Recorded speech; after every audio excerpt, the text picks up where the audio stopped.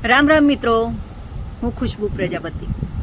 આજે વાત કરીશું અત્યારે બિગ બોસ ચાલી રહ્યો છે ને તેના ઉપર, અને તેમાં અમુક એપિસોડ મેં જોયા છે અને તેના ઉપરથી આજે એક વાત કરવી છે કે હાલ જે સમય ચાલી રહ્યો છે તેમાં આ જે બિગ બોસની અંદર જે લોકો છે તે એકબીજા સાથે ખરાબ રીતે શબ્દો વાપરે છે, ગંદી ગાળો બોલે છે, એ બધું ચાલે છે અત્યારે.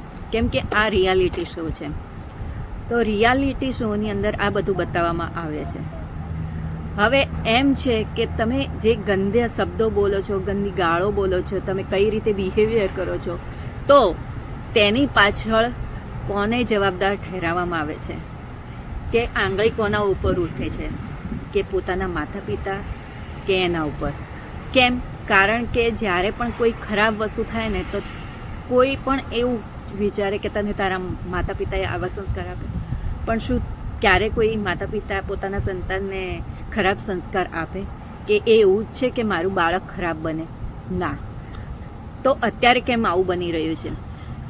તો અત્યારે ડિજિટલ સમય ચાલી રહ્યો છે અને ડિજિટલ મીડિયાની અંદર જે સિરીઝ આવે છે, મૂવીઝ આવે છે, તેની અંદર શું બતાવવામાં આવે છે?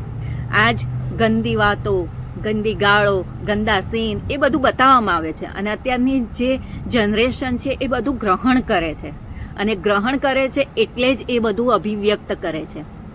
જો તમારે એ અત્યારની જનરેશનને એ બધું અભિવ્યક્ત કરતા રોકવા હોય તો આપણે શું કરવું જોઈએ?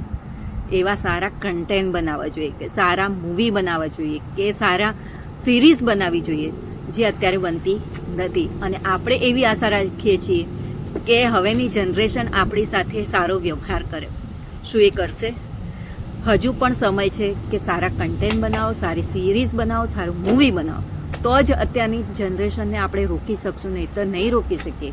હવે અત્યારે નાના નાના બાળકો આવા શબ્દો વાપરે છે, તેમને તેનો અર્થ પણ ખબર નહીં હોય, પણ બસ આ ફેશન છે, આ અત્યારે ટ્રેન્ડ છે, એ જ વિચારીને એ લોકો આવા શબ્દો વાપરતા હોય છે.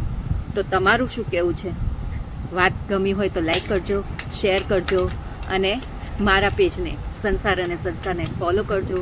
યુટ્યુબમાં જોતા હોય તો સબસ્ક્રાઈબ કરજો. ધન્યવાદ.